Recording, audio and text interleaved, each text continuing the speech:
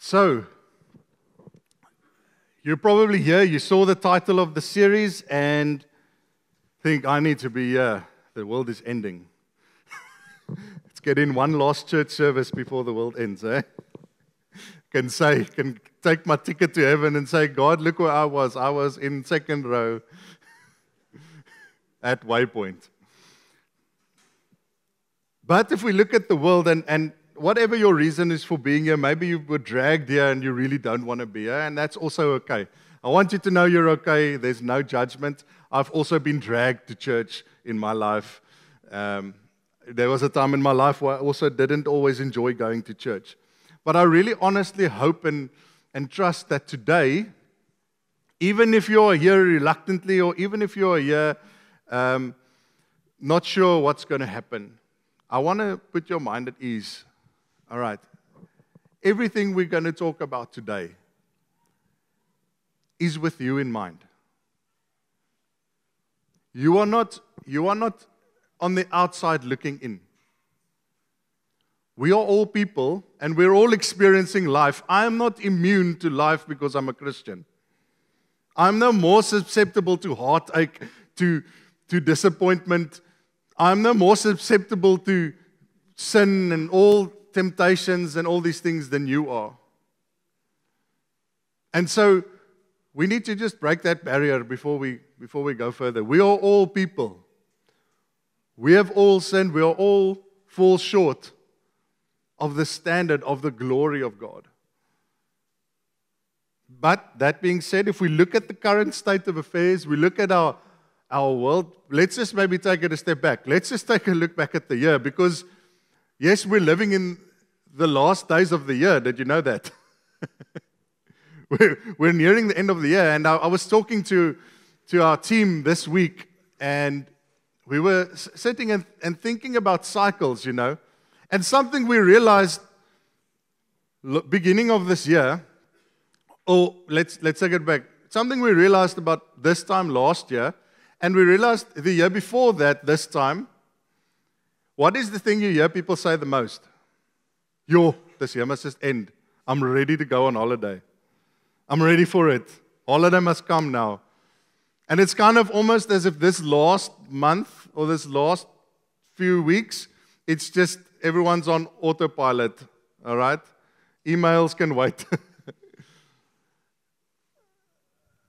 But then, come January, what is the most said phrase coming back to work on January, hearing all the stories from your colleagues? What's the first thing most people say?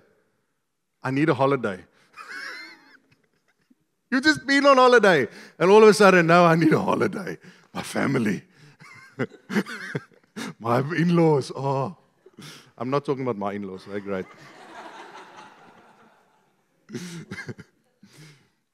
But isn't that true? So where does that leave us? What actually changed? Nothing. What if December is just made up because we needed 12 months, and then they just made it December, and this is the. But what is actually different? Eh? What is actually different? Now, bear that in mind. Now we look at the world, and let's broaden the scope now. Now we look at the world, and we look at what's going on. We look at stuff like wars. We look at famine, and we had COVID, which is a while back.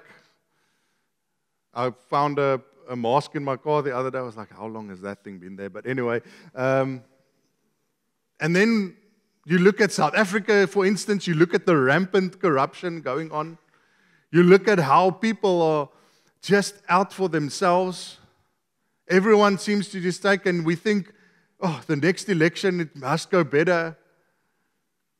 But we're just so afraid because we don't know how long this ship is going to stay afloat. And should I be looking to go overseas? Or maybe you're saying, I can't go overseas. I don't have that luxury. So what am I going to do for me and my family? And I think about these things because I've got 2 daughters. And what is 10 years, 20 years time going to look like for them right here? We look at the disregard for human life. Did you know PE is the kidnapping capital of South Africa? The friendly city. They smile and they take you with a smile. How did that happen? The absolute disregard for human life.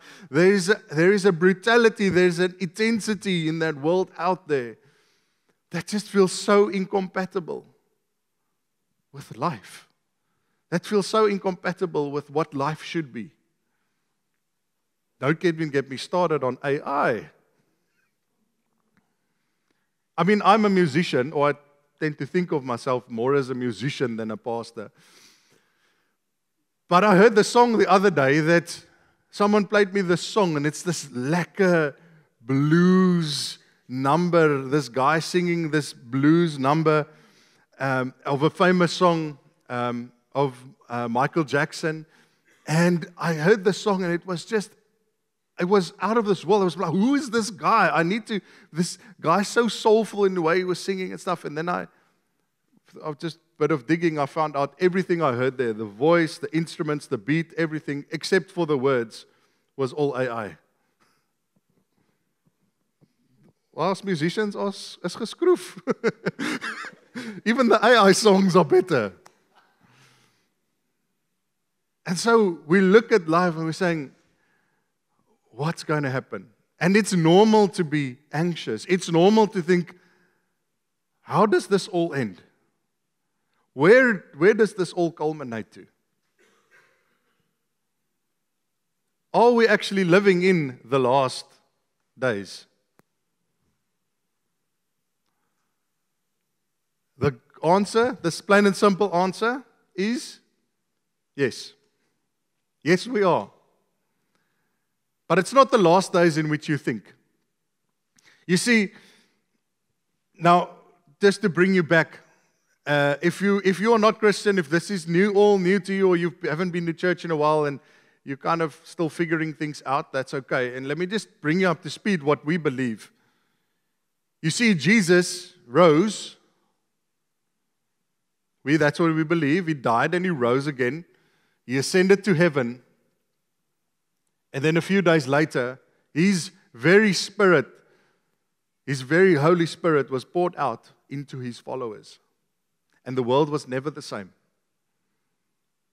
That launched a movement that was later known as the church. It was this movement called the Way that transformed into Christianity and then started with churches and communities and changed the world forever. And we believe that. But we also believe as Christians, we believe that there is a day coming where Jesus went to heaven, but He's also coming back. And He's coming to fetch those in whom have placed their trust in Him. Those in whom their life is about Him. His family, who called Him His children. And so Jesus is coming back to fetch us. That's what we believe. And so when we talk about the last days, we talking about that time when Jesus is almost coming. It's almost that time. I can feel it, you know. And there were many times when people said, it's happening next Tuesday. It's always on a Tuesday. Why can't it be on the Monday? All these, and you've seen this in all the cult documentaries. They all get ready, and if what I'm saying sounds quite culty to you, that's where all the cults got their idea of Jesus coming again. And usually that also ends badly. Or it ends in disappointment. But here's the reality. And we're going to get into the word in just a moment, but because of this, and the Holy Spirit was poured out, everything that happened since then are the final days. Now you're thinking, Tian, it's 2,000 years, but how long is your days? its final days started when the Holy Spirit was poured out. Yes, time has passed. But what you need to know is that the final days, we are still in it. It has never stopped being the final days. And so we're going to look at, and in this series we're going to look at Thessalonians.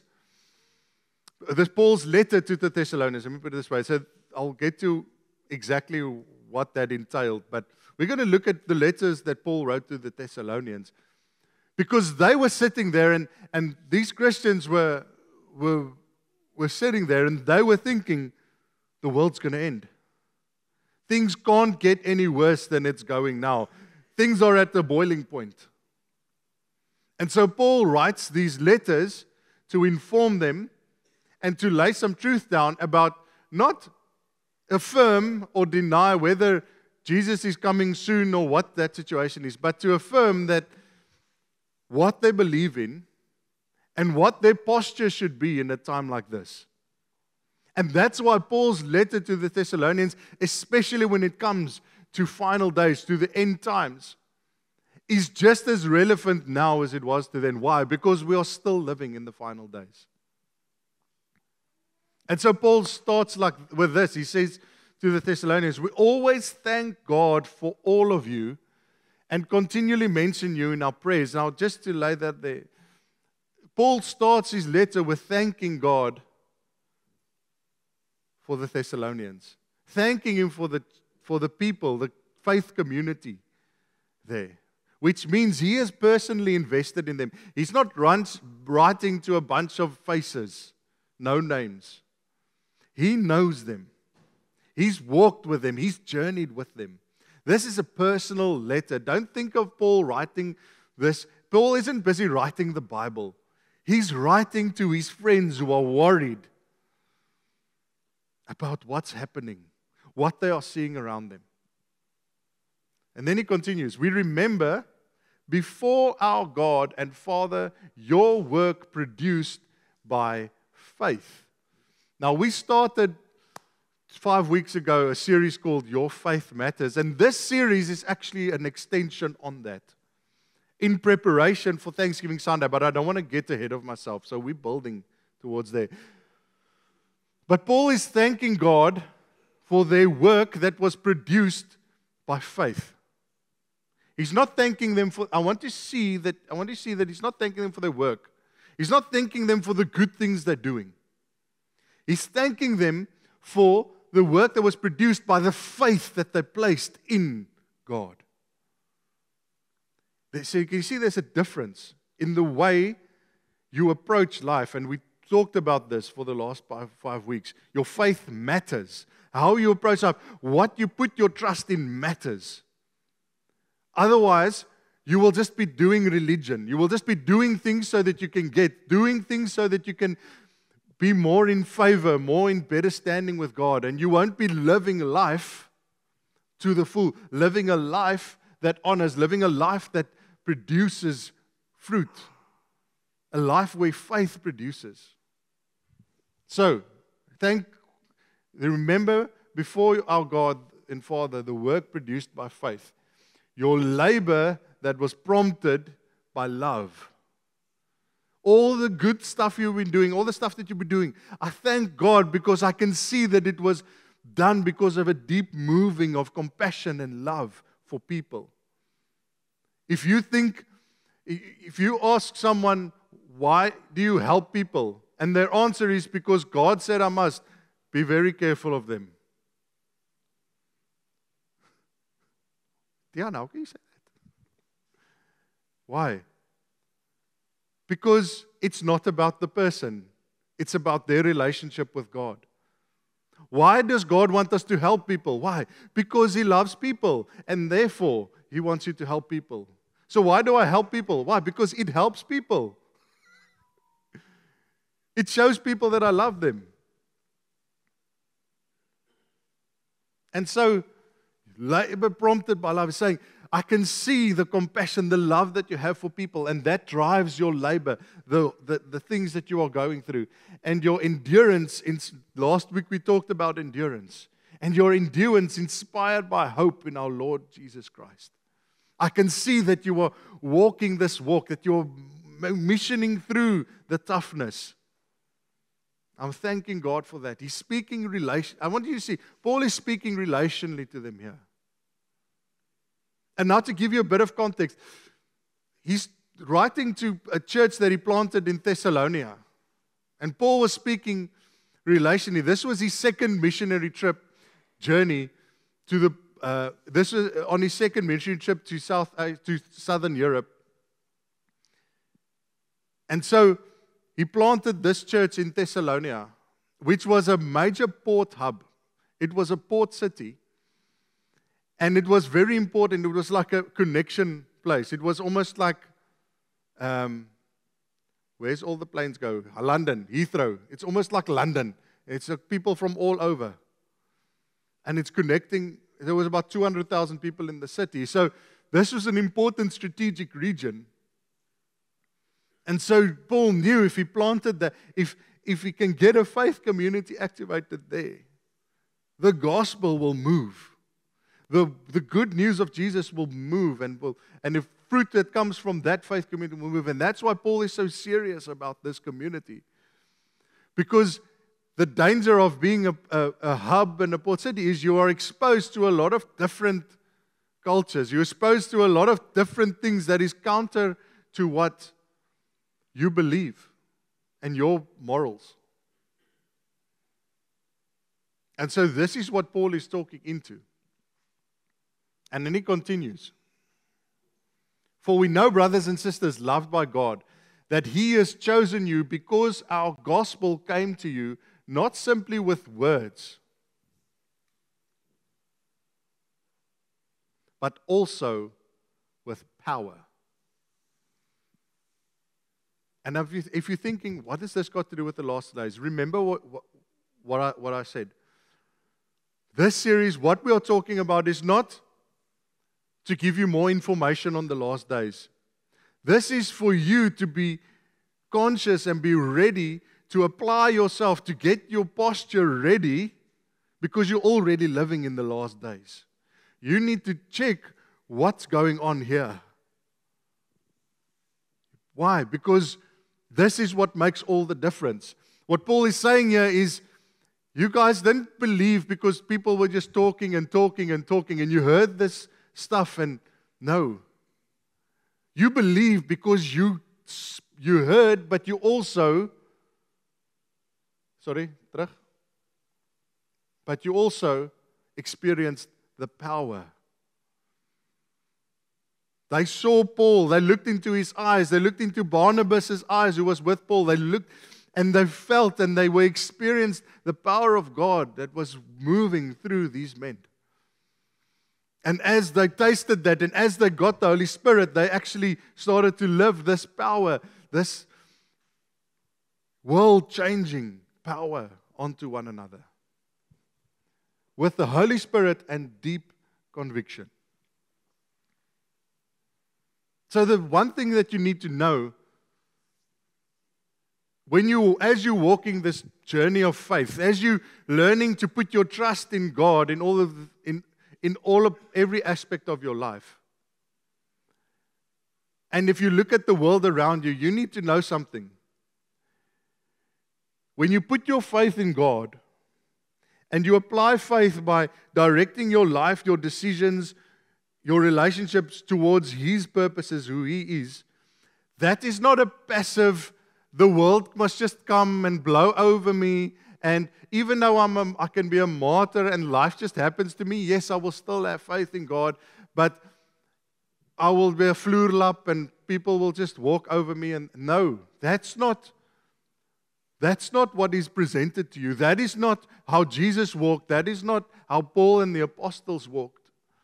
What happens is when you get the Holy Spirit and you apply faith and you trust in God, that comes with immense power. And that power is all about the will of God. And so you can have comfort, you can have peace that, yes, the world is, but nothing that the world is showing you, nothing that the world is throwing towards you, no war, no corruption, no AI can stand against the power of God. And yes, it may seem like these things are growing and the influence is growing and the darkness in this world is expanding and is moving into my space and is constantly confronting me and my kids with darkness and all of these things. I'm experiencing it. And we're all experiencing it. We're feeling it. And it gives us uneasy. But what you need to know is if you're walking in truth and you're walking in the Spirit, that comes with power. For God's will, for God's purposes to happen in your life. I want to stress that, God's will and God's purposes. It comes with immense power. It means I don't just sit back. It means I speak over my family. I speak over my job. I speak over my employers and my employees. I speak over my friends and I speak life over them. I speak what I want to see happen in this life because I believe God has that. But my faith isn't reliant on whether that happens or not. It's all for God's purposes. But we are the instruments of His power in this world. So we need to be aware of that and we need to wield it responsibly. But we do need to wield it. We can't just sit back and let life happen. So Paul is not saying to them, listen, you guys are being persecuted, you guys are being killed, you guys are being are going through tough times. He's not saying to them, just sit back and let it happen. He's saying, yes, it is happening, but you've got power. God's will ultimately prevail, and your words, your actions contribute towards that when you walk in Spirit. And yes, it even cost them their life for a lot of them. But as you know, and if you're a Christian and if you live this life, you know that death is got no power. That's what we mean when we say power. The bookends have been kicked off. Why? Because I'm already living my eternal life now. The moment I gave my heart to God, I started with my eternal life. And all of a sudden, stuff like the last days just gets a different perspective, doesn't it? It's the last days in the middle of eternity. It just means there's a different focus, there's a different intensity that I need to be aware of. My friends, my brothers, my sisters, God didn't give you just His love. The love is the most important part, absolutely, because without that, without love, there's no authenticity to anything you do. There's no authenticity.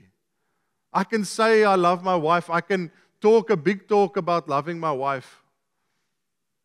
I can have faith and I can say all the prophetic words and I can speak the most beautiful things over my wife. But if it doesn't come from a place of love, if my life doesn't reflect that I'm all in on her, there's no power to that. There's no authenticity to that. So He didn't just give you His love, which is so important, but on top of that, He gave you His power. So what does that power look like? That power, have you ever experienced the breaking of chains in your life or someone else's life? Have you ever experienced being set free from the things that are holding you captive? Have you ever experienced someone be free, really free for the first time? That's power. Have you ever seen broken hearts being healed? People that you've looked at and said, how is this person even still alive? How is this person even still sane? How can this person just live life as if everything is fine, if there's so much peace in their life after what happened to them?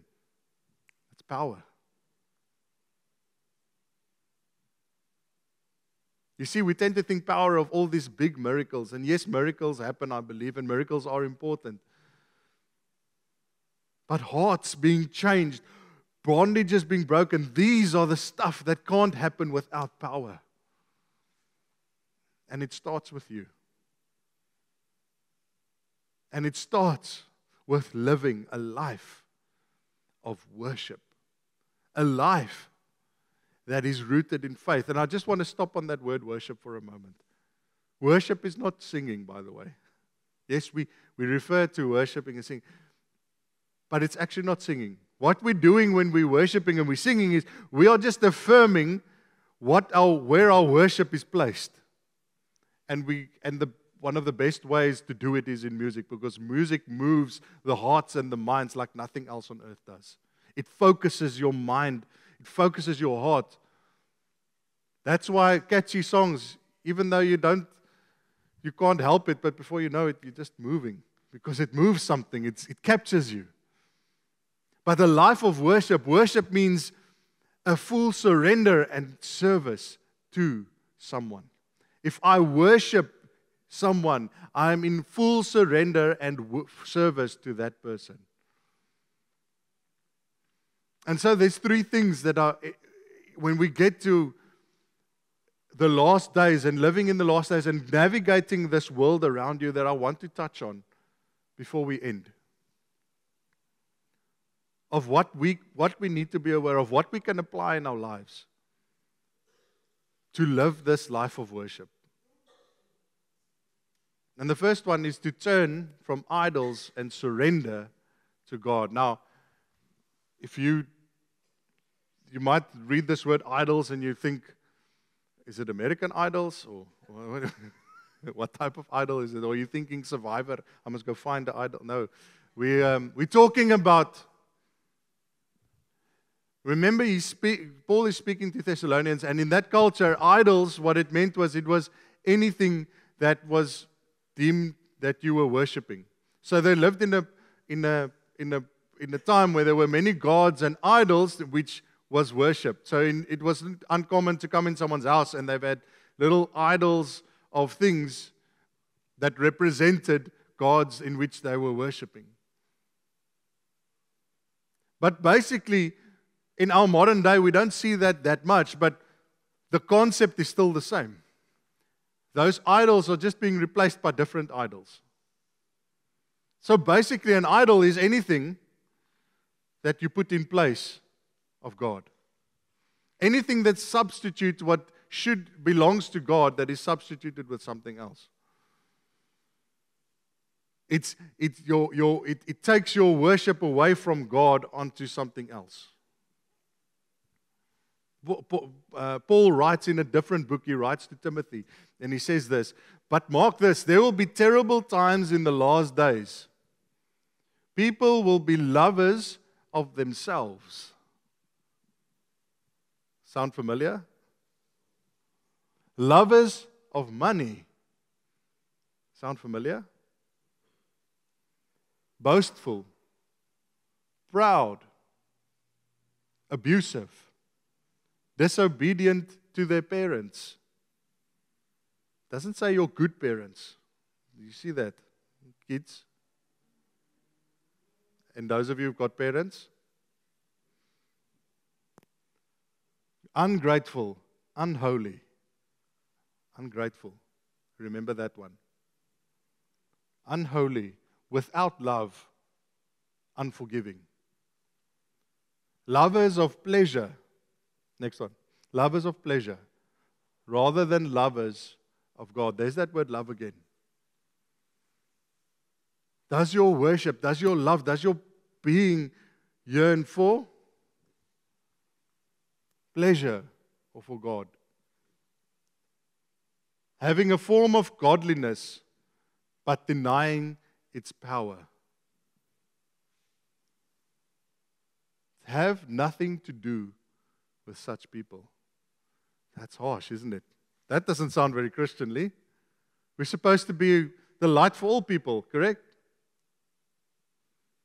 Now, why does Paul say have nothing to do with these people? Why is Paul so serious about this?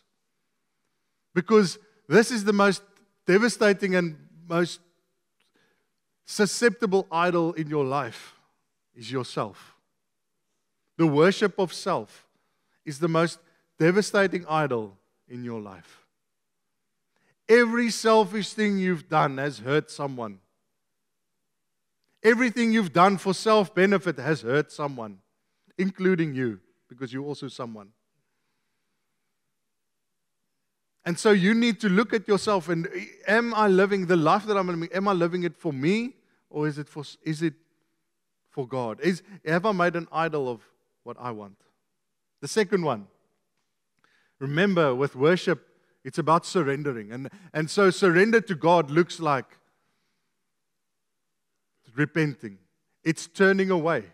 It's saying no more. I'm doing a 180. It doesn't mean my life is going to be perfect. It doesn't mean I'm not going to make mistakes. But it means the condition of my heart has moved. I don't do things just for the sake of doing it. I don't just do things because it's nice and because it's easy, because it's comfortable. No, I'm intentional about what I do. Because it is in service. It is in surrender to the one who created me. The second one, be in service of the living God. It's not okay just to say, I believe in God. It's not okay just to say, God, I put my faith in you. Last week we talked about it. It has to be accompanied by action. And so Paul writes to the Thessalonians, he says this, they tell how you turn to God from idols to serve the living and the true God. The Thessalonians made a difference because they served. That serving is where God's power can move, where the Holy Spirit's power can move through you. Without serving, without saying, here I am, use me, it's not going to happen. There's no power in that. All that power is potential. And potential doesn't make the difference. Movement does. Kinetic movement does. That word, serve, it's a Greek word that says, someone's trying to get doleo. It means to serve with complete loyalty, putting the will of another above your own. It means dying to yourself. You'll hear that words a lot. That's what service looks like. And then the last one. Wait actively, expecting Jesus' return. Now we get back to the last days. And this is to do with, am I wasting time? Am I living like tomorrow is another day? 1 Thessalonians again, Paul continues. He says this, they tell how you turn to God from idols and serve the true God, and to wait for His Son from heaven. That word wait, it's from the Greek word, next one, anamenein. Okay. Ana meaning again and intensely. It's a again. It's that same word Paul uses when he says, and again I say, he says, rejoice in the Lord. Again I say, rejoice. He said, I need you to hear this intensely. Menein, to remain, stay, and abide. They are to wait. They are to wait for the Son of God, to abide in, not stray from, not think tomorrow's another day. Tomorrow I'll believe in God again. Today I just need to fix everything, or I need to, today I want to switch off and then tomorrow I'm back. No, there's a waiting, there's an abiding in the Son from heaven, from who God has raised from the dead, Jesus, who rescues us from the coming wrath. And so I want to ask you this question before we end. When you think about your faith, when you think about life, when you think about faith in Jesus and God and all these things that we've been talking about, and you think about the last days, which we are living in, you know this, what feeling does the coming of Jesus invoke in me? Does it invoke excitement? Like, December holidays coming, I can't wait, it must just come. Does it excitement like, I'm ready, Jesus, I'm ready? Does it invoke fear? There's so much I still want to do. There's so much I still want to experience. What feeling does it invoke? And why is this so important? Because that feeling will inform where your heart is at. That feeling will inform, where is my worship? And it's not to make you feel, I want you to see, it's not to make you feel bad and say, oh, you're such a sleg person. No, we're all sleg. I'm sleg. It just don't hark onto me. Don't do this because I say. Don't go and think about this because Tian said or Jock or whoever said this. No. It's to move you into action. To say, okay, I can't do this, but God can. And so I'm going to put my trust in God. Don't hook onto people. Don't do it because don't put your faith in God because people said. Put your faith in God because He rescues you. He's the only one who can rescue you. He's the one with the power. So how would my faith be different today? How would my faith be different if today was the last day? My hope for my life is that my faith will not change. My faith will be the same. You know what my hope is? When I see Jesus, and remember, we always say this, tomorrow is promised to no one, so it could be tomorrow. And my hope is when I see Jesus, my heart is to say, hey, I saw you yesterday. We talked yesterday. I'm so glad to finally see you. What I hope doesn't happen is I go to Jesus and I say, I don't know you. I don't recognize you. And for some of us, for a lot of Christians, that will be their experience when they come face to face with Jesus, who could be coming tomorrow. And the good news for you is you can start today. You can turn that around today. Put your faith in Jesus. Yes, we're living in the last days. Yes, there's signs in Revelation, and we'll get to that next week also. Don't worry. There's a lot of signs about the end times. And all of them can be either true or not true. Does that impact my faith? No, it doesn't. Because my faith is still in the same God. My faith is in the God who changes lives, who works in power, and has changed the world forever. The God in whom I have eternal life. Let that be your focus. And when that is your focus, you will not just navigate this life and the AIs and the corruption and all these things and the murder rate and the kidnapping and all of these things. You won't just navigate it. You will be navigating it in power. You will actually bring influence. You will actually bring an atmosphere that changes. Not just be influenced, but actually influence. That is the life Jesus has called you. So today, start on your knees. Start by repenting. Start by making God your object, your person of worship. Start by saying, I am available. Use me. You don't have to fix your life. He'll fix it for you. You just say, I'm ready. I'm here to serve. And then wait in anxious anticipation for Jesus. Let the end times excite you more than it brings you fear. May your only fear for the end times be the amount of people you still need to touch and reach with His love. Let that motivate you. Not you. It's not about you. You've died. And you will continue to die every day. Don't miss next week. Next week I'm going to share with you the secret ingredient to this whole thing. But you're going to have to wait till next week. As for now, start by worshiping. Start by laying your life down in surrender and service to the God of the last days, the God who's in control of everything. Let's pray.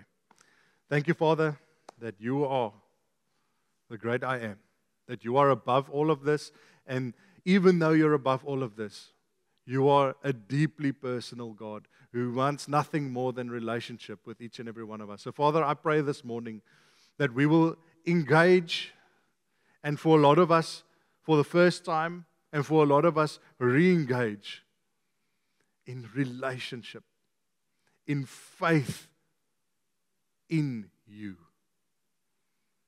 Father, I pray that your Spirit will move in power as we avail ourselves towards your purposes, so that our community, our lives, and the people around us will never be the same. Not because we are so special, but because you are so special. And you've chosen us to walk that life and to use us in that. Father, thank you for one another. I pray that you would be the center and the object and the focus of our lives of worship. I pray it in Jesus' name. Amen.